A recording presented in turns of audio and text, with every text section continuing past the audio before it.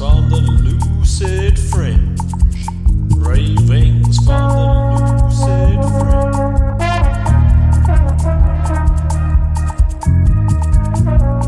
Musings from an unpasteurized life.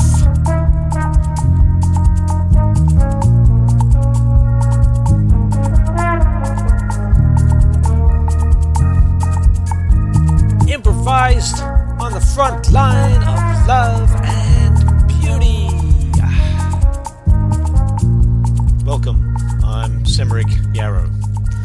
This week on Ravings from the Lucid Fringe, South African elements, fire, invoking the flames. It's sunny today in South Africa. An old catchphrase from a calendar. An English visitor, astonished that it might be true. Normally, it is, at least somewhere in this big country. And normally there's at least a little sunshine during the course of the day wherever you are. Today is one of those Cape days, though, that have been very grey, very windy, very wet. There has been fire in the sky, but striking electrically, accompanied by booms. The kind of day when you regret that it makes no economic sense to have central heating in the Cape. When a fireplace is very welcome and bags of Namibian camelthorn dry wood go down a treat. Not a very sustainable treat, perhaps. Denuding the desert of its remaining trees feels a little short-sighted. We have plenty of aliens up for burning in the Cape, wattles and Port Jackson and gum, even if they're not as dry, not as useful for tinder. I like lighting fires these days.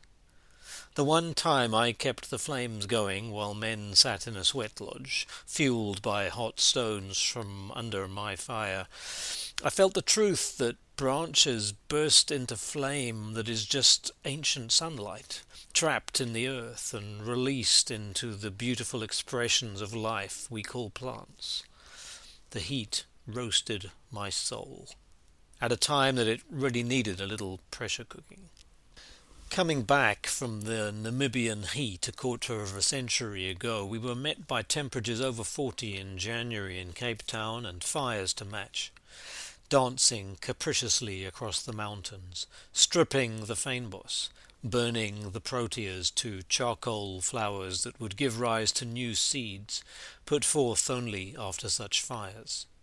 It's been said that proteas are the kings of the flower world and orchids the queens.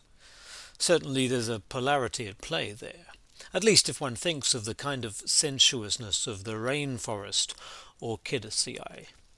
There are precious orchids in the fynbos too, of course, thriving in little damper spots amidst plant forms dedicated to sandy soils.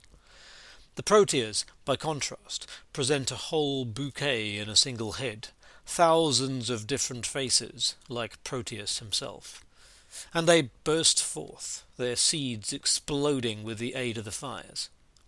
Of course, human interference affects their careful cycles, preferring to burst forth after a good few years of germinating, rather than being rudely awakened by a drunk city dweller's stompy blaze. Pour a little paraffin on it, the modern, crusty Sappho way to get the fire going. At my last Africa burn a decade back, the diesel fumes poured from the Department of Mutant Vehicles or the Department of Public Works. Carnival drama for a new age. Side notes to the great sculptures being gifted to smoke and ash, visible for miles over the dry Karoo.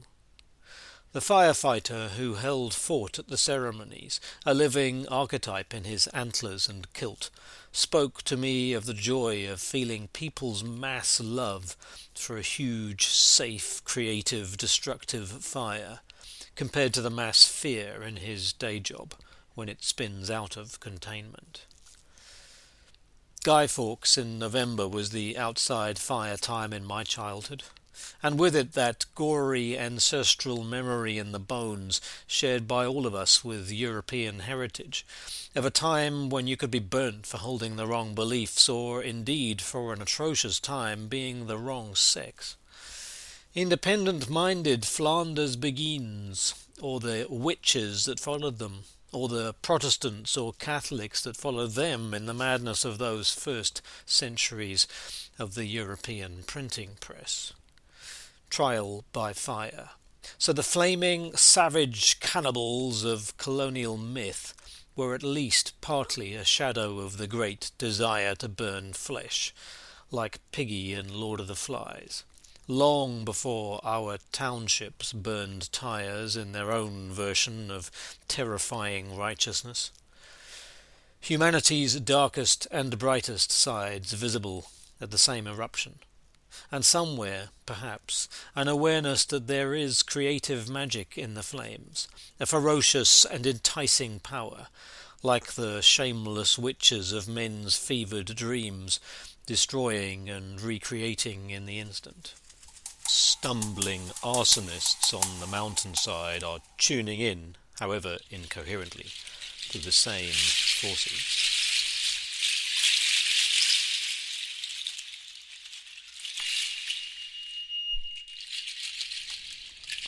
September the 24th is supposed to be National Heritage Day in Mzansi, but mostly it's known as National Braai Day, men roasting stuff on a fire again. A memory at the burn. 3 wickerwork statues, the fear gods, bent over like we have been for a couple of millennia.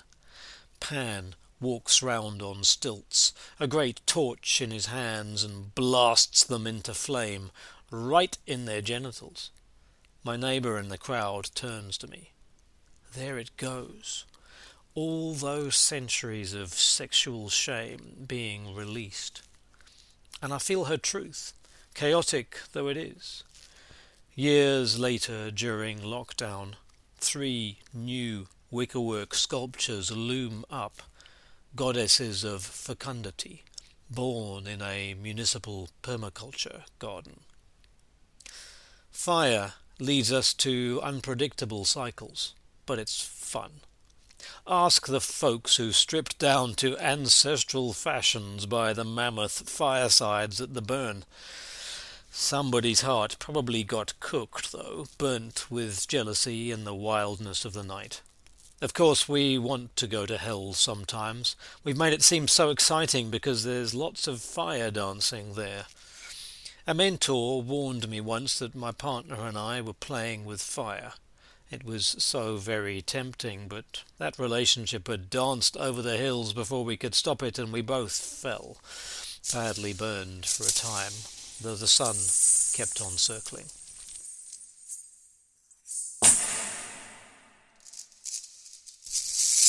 Still, apparently that braai flame is indeed where it all began down here in Africa.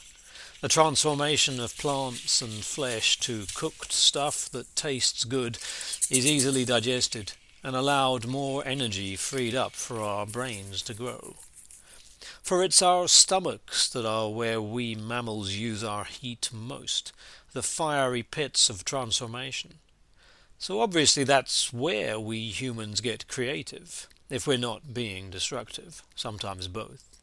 The dance begins around the African fire, as we know, sitting and singing too, on so many evenings on so many stoops or garden fire pits.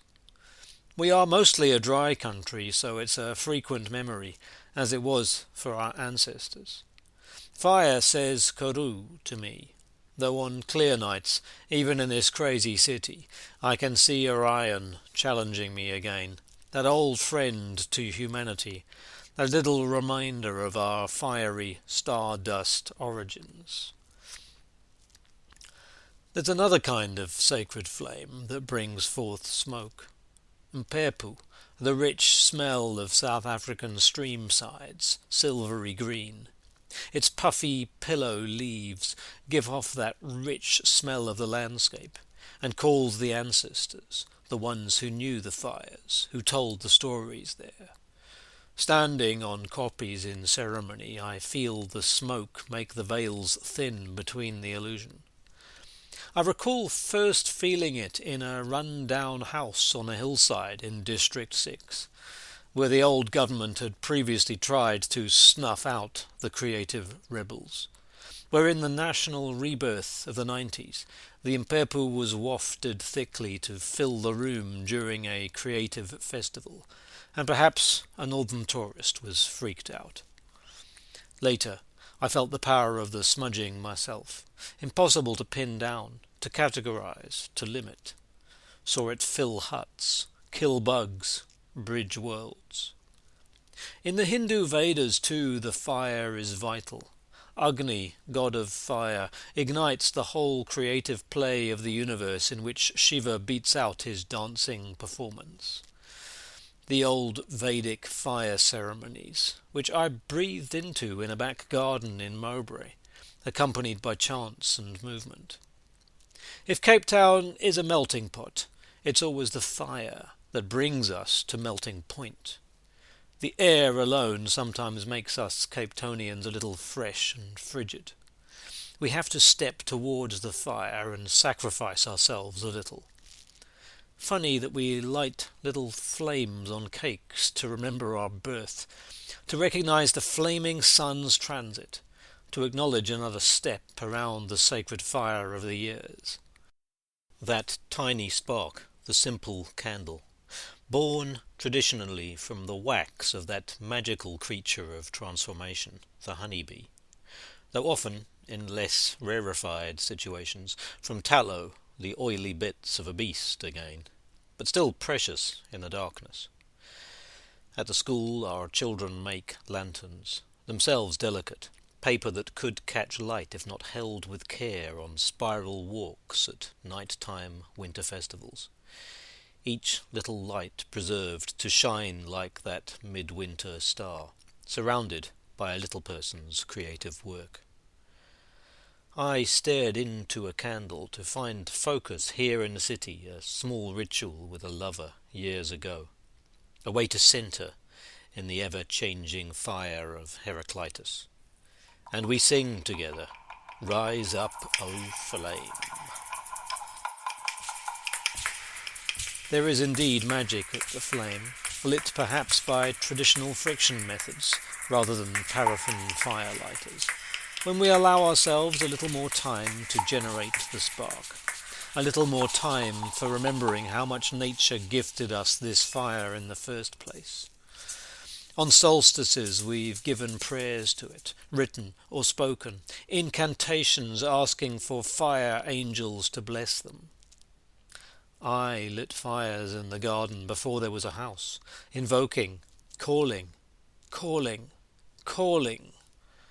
Always acid and alkali, smoke and ash, ripping apart to recombine. The sheer joy as a boy of seeing things split apart, feeling the power of the fire in me too spurring me on. I've never been much more than an experimental smoker, but taking fire into the lungs is a sacred act of presencing in many cultures, when it isn't a nasty habit. It's not something to be sniffed at, any more than it's something furtive to be tried out in the bike sheds. I wonder what those ancestors smoked before tobacco turned up out of place. I wonder, too, how it became such a sacred offering in African ritual, like it is in Native American ritual. Something to ponder over a smoke, perhaps. San Bushmen from 100 years back, whose words were recorded in the archives at UCT, suggested that they were smoking people, while we busy city types were working people. They couldn't understand why we wanted to be so busy, any more than a pipe-puffing hobbit could. A sunbird in the garden in Scarborough. In fact, 5 over the course of the day. The latest fire has impressively stripped down the landscape and pushed the birdies into thriving colourfully in the village itself. As I release this article, poured through brilliant synaptic sparks, lightning conducted to your screen, it is almost winter solstice in the south. In the north, the sun will blaze out almost ceaselessly, while it's our turn to find the balance, to jump over the embers in the challenges of a winter version of the St. John's fire, to cook stockbrokjes over the morning flames alongside youngsters whose fire is strong. What would a world without fire be like? Do all colours begin in the fire? Gazing into it again, comforted by the hearth, I ponder questions like this and the poetry they lead to. Of course I do. I'm a human by the fire.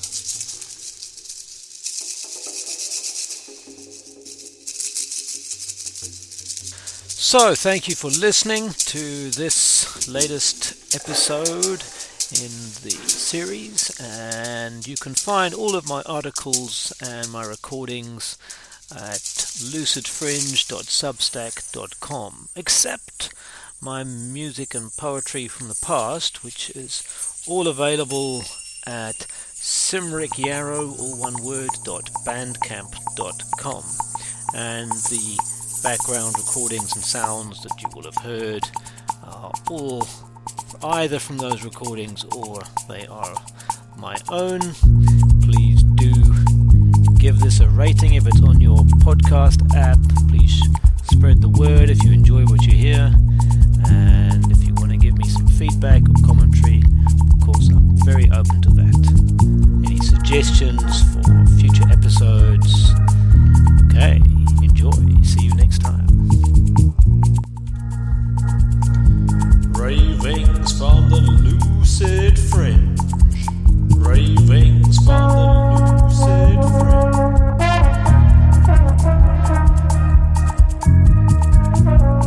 Musings from an unpasteurized life.